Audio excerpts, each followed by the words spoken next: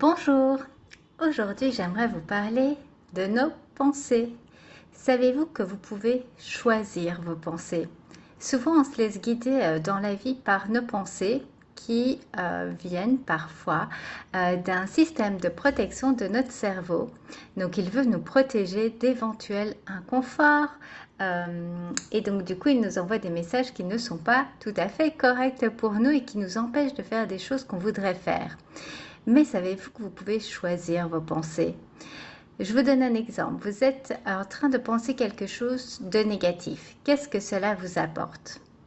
Absolument rien, on est bien d'accord. En plus, à force de ressasser des pensées négatives, on se sent de plus en plus mal, on est dans un état négatif et cela va juste nous bloquer, nous empêcher de faire ce que l'on avait vraiment envie.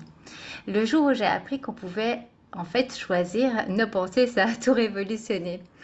Tout simplement parce que maintenant, j'ai appris en fait les, à écouter mon cerveau, on va dire, à identifier mes pensées et à choisir si c'est une pensée que je veux garder ou non. Donc, si c'est une pensée positive, bien sûr, je vais la garder. Mais si c'est une pensée négative, je vais lui dire au revoir. Merci mon cerveau de vouloir me donner ce message de prévention, mais tout va bien. Je vais bien, tout va bien, je ne suis pas en situation de danger.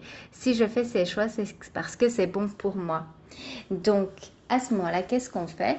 Il ne faut pas s'en vouloir d'avoir une pensée négative, il faut simplement voilà, remercier son cerveau, mais en plus choisir une pensée positive. Comment est-ce que ça fonctionne? Quand vous avez une pensée, cela va entraîner des émotions dans votre corps qui ensuite vont faire que vous allez faire ou pas certaines actions qui vont apporter un résultat. Donc ça veut dire que le résultat final, en fait, il est dicté par les pensées.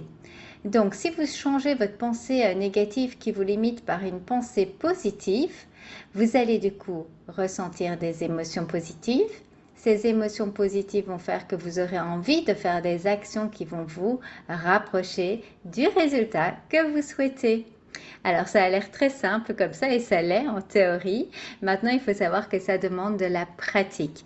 Déjà, rien que le fait d'écouter ces pensées et d'identifier, ah, ça c'est pas une pensée qui me sert, donc je choisis de penser différemment. Mais au plus vous allez le pratiquer, au plus facile ça devient.